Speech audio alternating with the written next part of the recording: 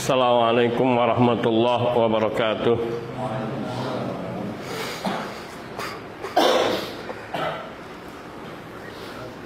Alhamdulillahi wahdah la syarikalah, wassalatu wassalamu ala rasulillah wa ala alihi wa sahbihi wa mawalah, amma ba'd.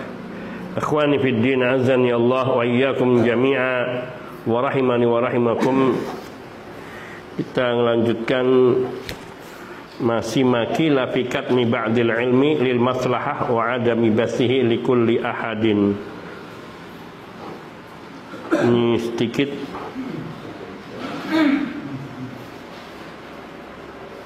kemarin sudah dibahas catatan kakinya. Belum ya? Catatan kakinya sudah ya?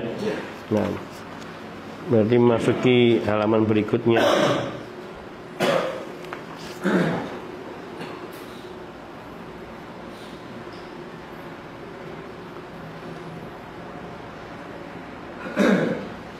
Iya betul, sudah. Kita lanjutkan. Ani bin Wahbin. Man ya kira.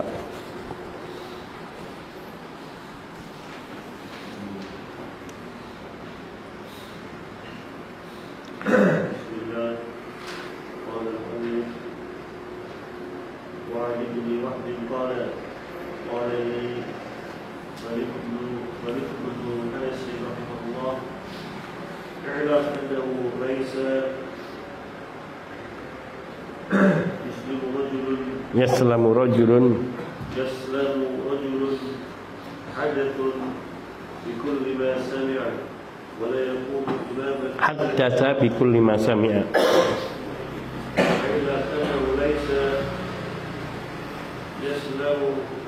Rajulun hadatha bi kulli ma sami'a wa la yaqumu imaman abada وهو يحدث بكل ما سمع. رواه مسلم في مقدمته. وقال عبد الرحمن ابن مهدي رحمه الله: لا يكون الرجل بابا يقتدي به حتى يمسك عن بعض ما سمع. عن بعض ما سمع. عن بعض ما سمع. رواه مسلم في مقدمته. وقال الشيخ علم الدين وفي يوم علم الدين. وقال الشيخ علم الدين وفي يوم الخميس منتصف ربيع منتصف ربيع الأول اجتمع قاضي القضاة شمس الدين ابن مسلم الشيخ الإمام علامة تقي الدين ابن تيمية رحمه الله، وأشار عليه بالترك الإفتاء في مسألة الحلف بالطلاق. فقبل الشيخ نصيحته وأجاب إلى ما أشار به رعاية لخاطره وخواطر جماعة المفتين. ثم ورد البريد في مستهل جماد الأولى كتاب السلطان فيه ودع الشيخ تقي الدين من الإفتاء في مسألة الحلف بالطلاق، وعقد في ذلك مجلس، وانفصل الحال على ما رسم به السلطان، ونودي به في البلد. وكان قبل قدم المرسوم قد اجتمع بالقاضي بن مسلم الحنبلي جماعة من المفتين الكبار، وقال له أن ينصح الشيخ في ترك الإفتاء في مسألة الطلاق، وعلم الشيخ نصيحته وأنه إنما قصد بذلك ترك أوراد فتنة وشر. نعم. Dari Ibnu Wahb berkata kepada Malik bin Anas rahimahullah,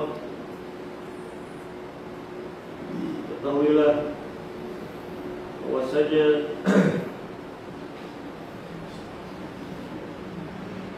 Laisa yaslam rajulun, tidak ada seorang pun yang laki-laki yang baik, yang selamat ketika dia memperdengarkan, menyampaikan, ketika dia berbicara setiap apa yang dia dengar, dengan setiap apa yang dia dengar. Dan tidaklah seorang itu menjadi imam, dan dia mengatakan dengan apa-apa yang dia telah mendengar. Wala yakunu imaman abadan wa huwa yuhaddits bi kulli ma sami'a, dan tidak akan menjadi imam selamanya seseorang yang ia selalu menyampaikan segala apa yang dia dengar. Dan berkata Abdurrahman Ibn Mahdi rahimahullah, dan tidaklah orang laki-laki menjadi imam yang dipanuti sampai dia menahan dari sebagian apa yang dia dengar. Naam. Berkata Syekh Al-Albani, pada hari Kamis pertengahan Rabiul Awal berkumpul Qadhi dari Qadhil Qudat, yakni Syamsuddin Ibnu Musallam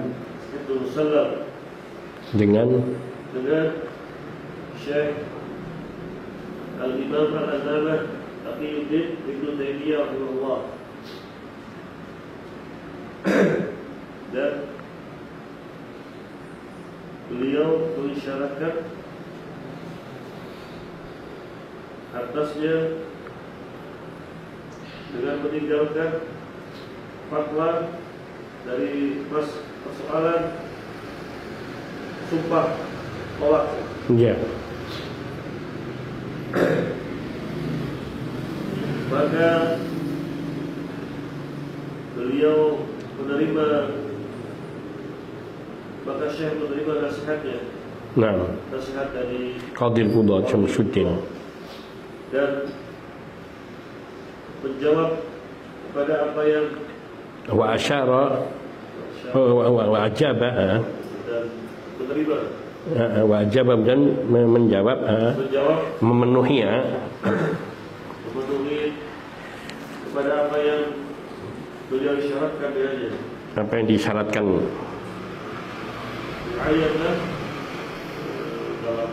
dalam rangka menjaga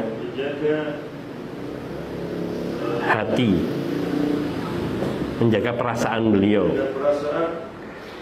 dan perasaan dari kumpulan bukti.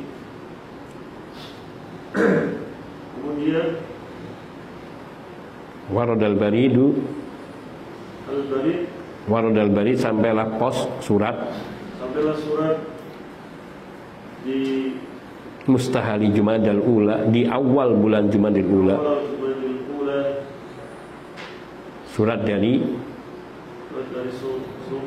penguasa yang menolak, yang isinya menolak dari fatwa Syekh Taqiyuddin Ibnu Taimiyah dalam masalah sumpah tawar.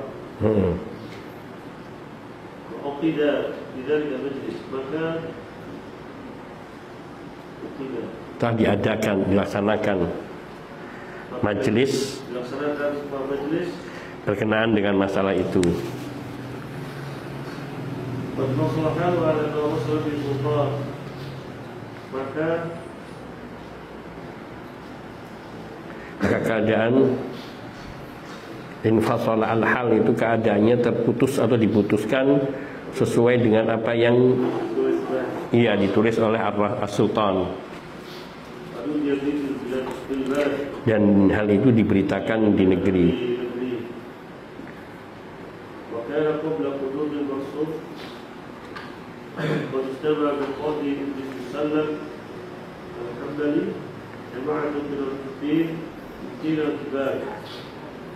Dan sebelum tiba surat itu yang dikirimkan oleh Sultan, dia telah berkumpul dengan Qadhi Ibnu Musallam Al-Hambali, sekelompok dari mufti kibar, dan mereka menasihatkan kepada, mereka berkata kepada Qadhi untuk agar menasihati Syekh Ibnu Taimiyah untuk meninggalkan fatwa dari permasalahan at-thalaq. Alim asy-syekh nasihatah, maka Syekh Ibnu Taimiyah mengetahui nasihatnya. Wa annahu intama, dan sungguhnya dimaksudkan dengannya untuk meninggalkan Saurah itu gejolak fitnah dan kecelakaan. Nah, tayyib. Wa ani bin Wahab rahimahullah, berkata Ibnu Wahab rahimahullah, qala li Malik ibnu Anas rahimahullah, Malik bin Anas rahimahullah telah berkata kepadaku. Nasihat Malik bin Anas kepada Ibnu Wahab, i'lam annahu laisa yaslam rajulun haddatsa bikulli ma sami'a. Ketahuilah olehmu bahwa sungguhnya seseorang itu tidak akan selamat dari kesalahan, dari ketergelinciran ketika ia menyampaikan segala yang dia dengar. Kalau semua yang dia dengar dia beritakan, dia sampaikan, maka dia bisa terjatuh kepada kesalahan. Wala yakunu imaman abadan wa huwa yuhadditsu bikulli ma sami'a. Ini kalau dimaknai, dan orang yang suka menyampaikan, orang yang biasa menyampaikan semua yang dia dengar, tidak akan pernah menjadi imam. La yakunu imaman abadan. Ini dalam menerjemahkannya diletakkan di belakang. Itu akan lebih jelas bagi kita. Di sini diletakkan di depan untuk menegaskan bahwa tidak bisa seseorang itu menjadi imam selamanya kalau dia suka menyampaikan semua yang dia dengar. Jadi ada orang ngomong apa disampaikan, ada orang ngomong apa sampaikan, baca hadis sebuah riwayat disampaikan. Yang kadang hadis yang disampaikan ini bisa dhaif, bisa maudhu, kecuali dia sudah mentahqiqnya terlebih dahulu. Ini mengisyaratkan kepada agar tidak menyampaikan semua hal sebelum benar-benar menelitinya. Itu satu. Yang kedua, tidak menyampaikan semua hal yang didengar kecuali setelah mempelajarinya bahwa itu akan memberikan manfaat bagi orang yang mendengarnya. Karena tidak semua orang harus disampaikan segala apa yang dia ketahui pada waktu yang sama. Artinya tidak semua orang sama. Ada orang yang membutuhkan ini dan ada orang yang belum membutuhkan hal ini. Bagi orang yang belum membutuhkan hal ini, maka menyampaikan kepada orang seperti itu tidak akan mendatangkan manfaat dan bahkan bisa menjadi kesalahpahaman. Kadang orang dia menangkap dari seseorang dengan penangkapan yang keliru. Kalau kemudian dia sampaikan kepada orang sesuai dengan yang dia tangkap, bukan sesuai yang dengan diucapkan orang itu, maka akan mengakibatkan kesalahan di dalam penafsiran. Dan ini juga yang banyak terjadi. Sehingga Tidak semua yang kita dengar boleh kita sampaikan semuanya. Harus kita memilih. Sehingga mengapa syariat kadang seperti Nabi SAW mengatakan, ana za'imu bi baitin fi rabadil jannah liman tarakal mira wa in kana muhiqqan. Aku menjamin sebuah rumah di surga, di tengah surga, bagi orang yang mau meninggalkan perdebatan meskipun dia benar. Dia benar, dia hak, namun dia tidak harus selalu membantah. Kenapa? Karena berbantahan terhadap orang yang mengajaknya berdialog bukan dalam rangka mencari kebenaran, tapi mencari pembenaran, maka tidak akan pernah dia menerima ucapan kebenaran. Sehingga akhirnya kebenaran hanya akan didustakan, seperti perkataan Ali bin Abi Thalib. Kita menyampaikan yang hak dari kitabullah, dari sunnah Nabi, akan mereka bantah. Sebab apa? Tidak ada keinginan dalam hatinya untuk menerima kebenaran. Dan semakin banyak disampaikan kepadanya ayat-ayat Al-Quran dan dalil-dalil dari hadis, semakin ia mengingkarinya. Dan di sini letak perkataan Ali bin Abi Thalib radhiyallahu ta'ala anhu ajma'in, yang beliau mengatakan, atuhibbuna ayyukadzdzaba Allah wa rasuluhu. Apakah kalian ingin Allah dan Rasulnya didustakan oleh manusia? Yakni ketika kita menyampaikan dalil kepada mereka pada perkara yang mereka tidak akan mengimaninya. Maka orang yang mengajak debat sebaiknya untuk tidak dilayani. Tapi kalau ada orang bertanya, ingin mengetahui kebenaran, maka baru dijawab. Namun pada kondisi tertentu, bila itu telah menyebar dan membahayakan umat, maka tidak apa-apa dilaksanakan di hadapan orang, seperti sebagian dilakukan oleh para imam, seperti Imam Syafi'i berdebat dengan Muhammad Hasan dari madhab Hanafi, yang tujuannya adalah untuk mematahkan pendapatnya dengan dalil meskipun dia nggak menerima di hadapan audien yang sudah terkena fitnah, agar mereka memahami dengan dalil-dalil yang disampaikan oleh Imam Asy-Syafi'i rahimahullah.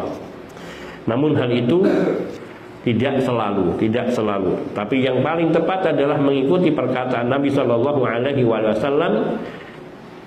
yaitu meninggalkan perdebatan manakala hal itu yakni datang dari orang yang ingin menunjukkan kehebatannya. Karena bisa jadi ketika orang yang benar dia kalah berdialog padahal dia benar. Bisa jadi karena kalah logika, atau bisa jadi karena dia tidak hafal dalil tapi dia tahu kebenaran. Maka itu akan mengakibatkan orang-orang akan membenarkan yang salah, sehingga yang benar akan ditinggalkan. Karena orang awam itu hanya melihat pada zahirnya, tidak melihat kepada hakikatnya. Jadi tidak setiap orang yang menyampaikan, maka orang yang menyampaikan semua yang dia dengar itu bisa saja terjatuh kepada kesalahan. Wa qala Abdurrahman bin Mahdi rahimahullah, beliau juga berkata, la yakunur rajulu imaman yuqtada bihi hatta yumsika an ba'di ma sami'a. Seseorang tidak akan menjadi imam yang dipanuti, yuqtada bihi, yang diikuti, diteladani, hatta yumsika an ba'di ma sami'a, sehingga ia mau menahan diri, yaitu tidak menyampaikan sebagian dari yang dia dengar. Bahkan Imam Ahmad rahimahullahu ta'ala, beliau hanya menuliskan di dalam musnadnya seluruhnya dari hadis yang beliau hafal, yang kurang lebih 1 juta hadis yang beliau hafal, tidak beliau tuliskan semuanya di dalam musnad. Hanya sekitar 23.000 hadis musnad. Musnad itu dengan sanadnya. Ditambahkan oleh putranya Abdullah bin Ahmad di dalam Az-Zawaid, yaitu Zawaid Imam Ahmad, itu sekitar kurang lebih 7.000-an, sehingga totalnya kurang lebih 30.000 dari 1 juta hadis. Ada yang mengatakan, riwayatnya mengatakan 600.000 hadis. Baik 600.000 hadis ataupun 1 juta hadis, dengan yang disampaikan oleh beliau hanya sekitar 30.000 hadis, Ini mengisyaratkan sangat sedikit yang beliau sampaikan. Sebagaimana juga yang dikatakan oleh Abu Hurairah radhiyallahu ta'ala anhu, bahwa beliau memiliki dua wi'a, dua bejana. Yang satunya untuk umum, yang satunya khusus, yakni yang tidak beliau sampaikan kepada setiap orang. Wa qala asy-Syaikh Alamuddin, berkata asy-Syaikh Alamuddin, wa fi yaumil khamis muntasaf Rabiul Awwal ijtama'a qadil qudati Syamsuddin ibn Musallami bi Syekhil Imam al-Allamati Taqiyuddin ibn Taimiyah rahimahullah. Pada hari Kamis pertengahan bulan Rabiul Awwal, ini pertengahan bisa 10, bisa 11, bisa 15, bisa 17, bisa 18. Pokoknya masih di area pertengahan. Bisa sampai 20. Berkumpul pada hari itu qadil qudat, yaitu hakim tertinggi di negeri itu, Syamsuddin bin Musallam, yaitu namanya beliau adalah Syamsuddin bin Musallam. Berkumpul dengan siapa? Asy-Syaikh. Bersamaan dengan itu ada Asy-Syaikh Al-Imam Al-Allamah Taqiyuddin Ibnu Taimiyah, yaitu Imam Ibnu Taimiyah, Ahmad bin Abdul Halim Ibnu Taimiyah. Beliau dijuluki dengan Al-Allamah Taqiyuddin, yaitu orang yang bertakwa di dalam beragama. Itu julukan bagi beliau, laqab. Wa asyara alaihi bitarkil ifta'i fi masalatil halafi bit talaq. Di sini Qadil Qudat Syamsuddin, beliau mengisyaratkan kepada Imam Ibnu Taimiyah untuk tidak memberikan fatwa dalam masalah sumpah dengan talak. Sumpah dengan talak. Saya belum mendalami maknanya, maksudnya. Akan tapi di sini isyaratnya yang ditampak bahwa Imam Ibnu Taimiyah sering memberi fatwa dengan sumpah dengan masalah talak, yang bertentangan dengan fatwanya para qadhi di negeri itu. Para qadhi di negeri itu, para mufti di negeri itu, mereka berfatwa yang berbeda dengan fatwanya Ibnu Taimiyah. Padahal umat terhadap Ibnu Taimiyah lebih cenderung dibandingkan kepada qadhi, pada al-qudat, daripada para hakim pengadilan. Oleh karena itu Qadil Qudat Syamsuddin memberikan isyarat kepada Ibnu Taimiyah untuk meninggalkan fatwa dalam masalah halal. Faqabila Syekh nasihatahu, dan Syekhul Islam Ibnu Taimiyah menerima nasihatnya. Wa ajaba ila ma asyara bihi, dan beliau menerima, artinya memenuhi segala apa yang disyaratkan kepada beliau, yaitu beliau tidak mengeluarkan fatwa dalam masalah bersumpah dengan talak. Maknanya bersumpah dengan talak gini: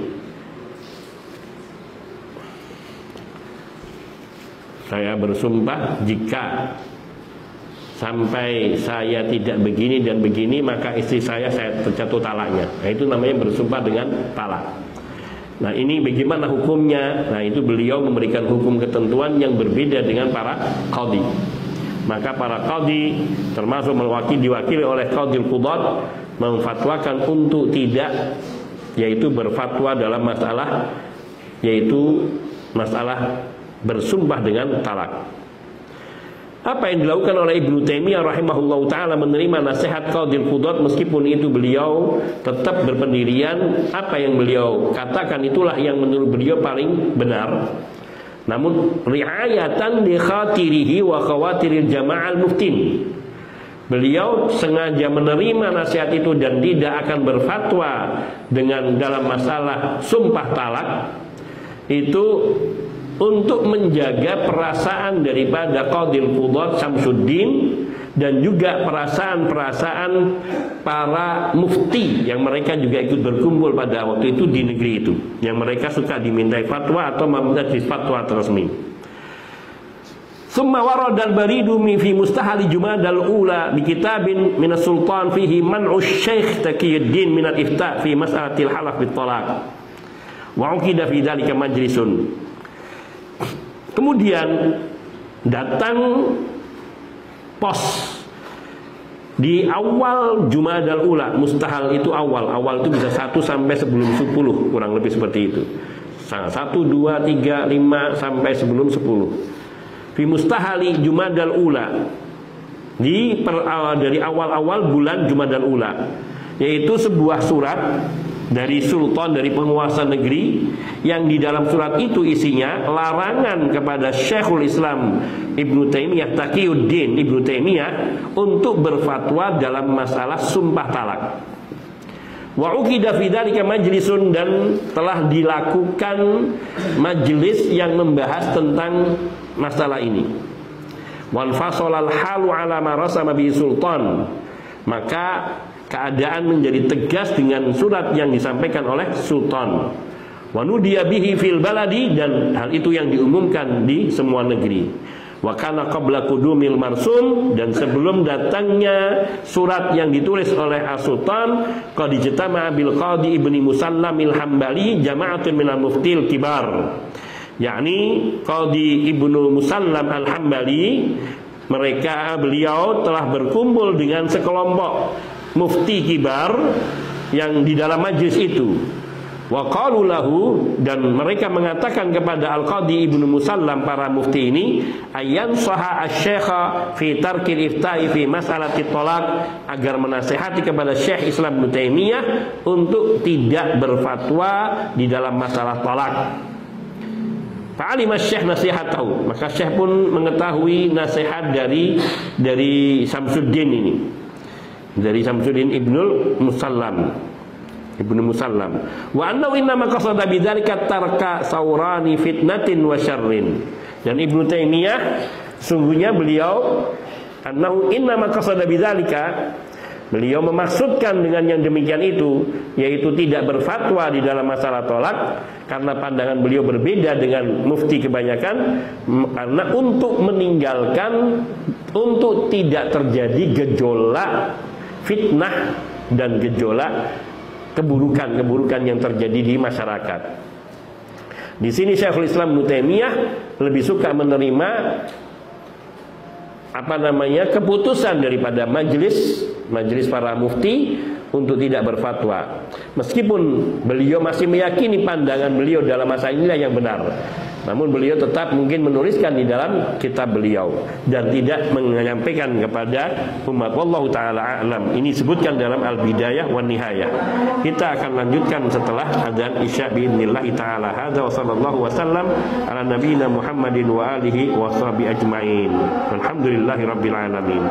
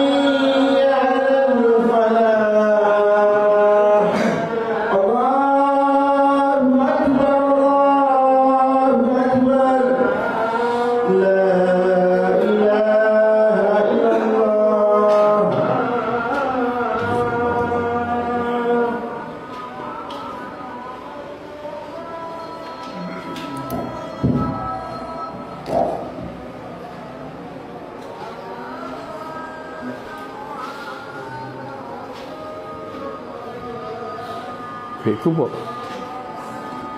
kan ya?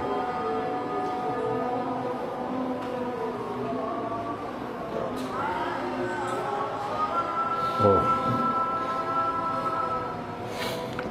Alhamdulillahi wahda wassalatu wassalamu ala man la nabiyya ba'dah wa ala alihi wa sahbihi wa mawala amma ba'd. Ikhwani fid din, azani Allah wa iyyakum jami'a rahimani wa rahimakum. pada intinya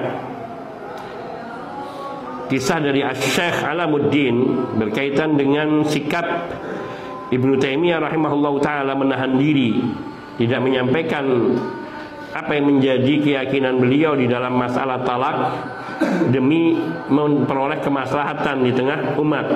Ketika para qadhi dan juga para muftin mereka memberikan fatwa yang berbeda, maka dalam hal ini artinya beliau ketika mendapati orang yang meminta fatwa tentang masalah talak, maka beliau akan merujukkan fatwa itu kepada para fatwa negeri tersebut. Wallahu taala alam. Nah, sekarang masuki kepada pasal berikutnya, maunukila 'anil ulama min sa'atin wa sur'atil hifdi. Nah, ini cerita ulama bagaimana luas hafalan mereka dan cepatnya hafalan mereka. Nah, man yaqra.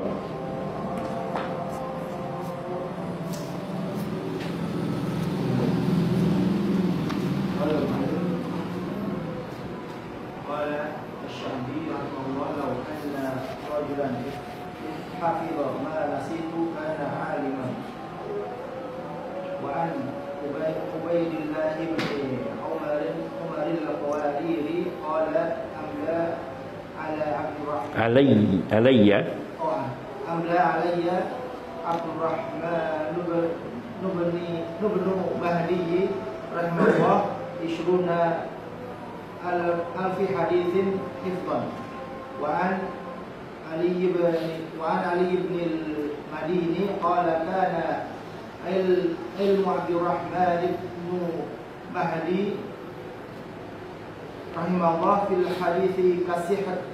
وقال نعيم بن حماد قلت لابن مهدي كيف تعرف صحيح الحديث من سقيمه قال كما يعرف الطبيب المجنون.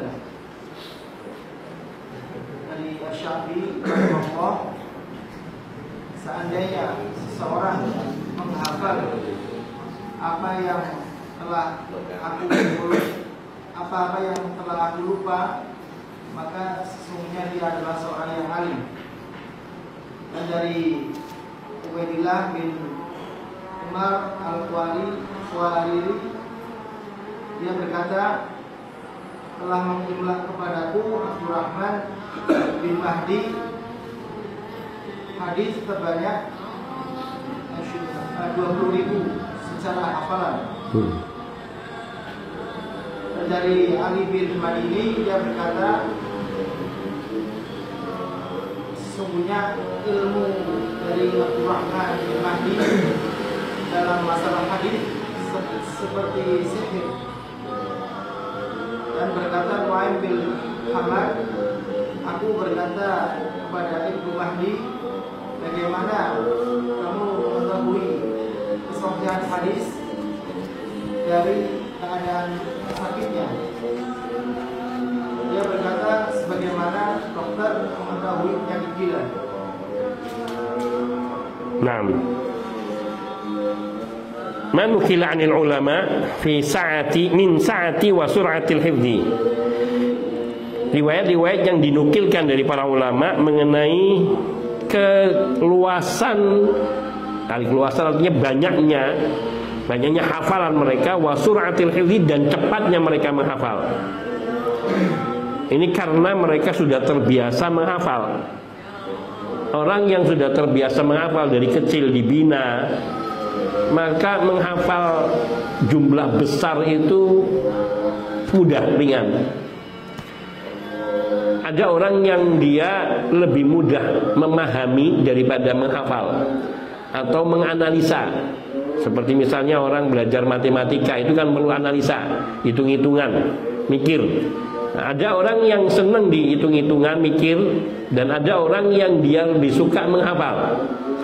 Nah, orang yang cenderung suka menghafal, maka dia hafalannya akan lebih cepat. Dan itu dibina dari sejak kecil. Dari TK dan dari SD, meskipun masih menghafalnya sedikit, tapi terbiasa menghafal dan menguatkan hafalan. Dan itu nanti akan berpengaruh pada hafalan dia ketika sudah mulai beranjak dewasa. Dia menghafalnya akan cepat. Dan ini sangat tampak sekali pada mereka yang punya hafalan, baik hafalan Quran maupun hafalan hadis. Mereka yang sudah terbiasa menghafal ayat-ayat Quran, surat-surat dalam Quran dari kecil, dia maka menghafal bila dibina dia akan menghafal surat itu dengan cepat, ayat-ayat Quran itu. Kemudian dia juga bila dibina di dalam menghafalkan hadis, dari mulai hadis-hadis doa harian, bangun tidur, kemudian pakai pakaian, masuk kamar mandi, keluar rumah, terus sedikit-sedikit, maka dia akan terbiasa menghafal hadis-hadis karena gaya bahasa hadis itu tidak jauh berbeda. Sama gaya bahasa Al-Quran tidak jauh berbeda satu dengan yang lain. Jadi ada yang namanya metalinguistik gitu. Jadi artinya bakat di dalam diri seseorang itu untuk berbahasa terhadap tadi orang yang terbiasa berbahasa dengan Quran, yaitu mengenali lafaz-lafaz Quran, maka dia akan akrab sehingga dia mudah mengingat. Dan orang yang terbiasa dengan bahasa hadis, maka dia akan akrab dengan struktur bahasa hadis dan dia akan mudah menghafalnya.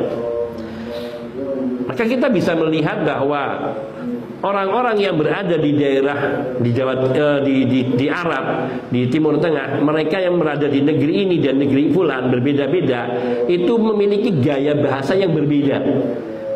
Karena mereka yang tumbuh kecil di Maroko, Maghribi, maka bahasa Maghribinya dia lancar, tapi dia bisa memahami bahasa setempat dari negeri lain, seperti Saudi misalnya, atau Mesir, atau Irak dan lainnya. Demikian pula yang ada di Saudi, mereka memiliki gaya bahasa yang khas. Maka seseorang yang belajar bahasa Arab dari guru yang berasal dari negeri Arab tertentu, maka dia akan lebih cenderung mengikuti gaya bahasanya. Nah, seperti itulah mereka ini dalam menghafalkan ilmu, termasuk di dalam menghafalkan Al-Quran dan hadis. Nah, para ulama kita, para ulama imam, mereka ini memiliki kemampuan yang luar biasa. Kita akan melihat di sini seperti perkataan Asy-Sya'bi. Imam Asy-Sya'bi ini imam yang luar biasa. Sampai beliau mengatakan bukan dalam rangka sombong, tapi untuk menunjukkan itulah yang nikmatan yang beliau miliki dari Allah, karunia Allah. Wa amma bi ni'mati rabbika fahaddis. Adapun terhadap nikmat Rabbmu maka banyaklah engkau ceritakan. Satu kenikmatan yang beliau rasakan di sini menghafal hadis. Apa yang beliau katakan? Law anna rajulan hafidha ma nasitu kana aliman. Kalau ada sampai seseorang yang dia menghafal hadis yang aku lupa, berarti dia orang lebih alim dariku. Dia orang alim. Karena ini menunjukkan beliau hampir-hampir tidak ada hadis yang beliau lupakan. Hampir-hampir tidak ada hadis yang beliau lupakan. Sedemikian banyaknya. Mereka kalau menghafal hadis 100.000 hadis, 200.000 hadis. Ya, kalau kita tingkatannya arba'in yang nggak pernah selesai.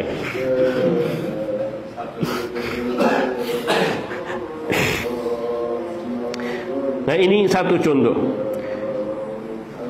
Ini disebutkan dalam Uyunul Akhbar. Diriwayatkan dari Ubaidillah bin Umar Al-Qawariri, beliau berkata, amla alayya Abdurrahman ibn Mahdi rahimahullah 20,000 haditsin hifdhan. Allah Akbar.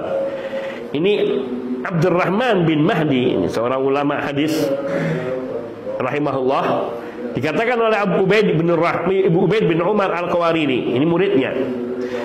Aku Abdurrahman bin Mahdi mengimlakkan, mendiktekan hadis kepadaku sebanyak 20.000 hadis dengan hafalan.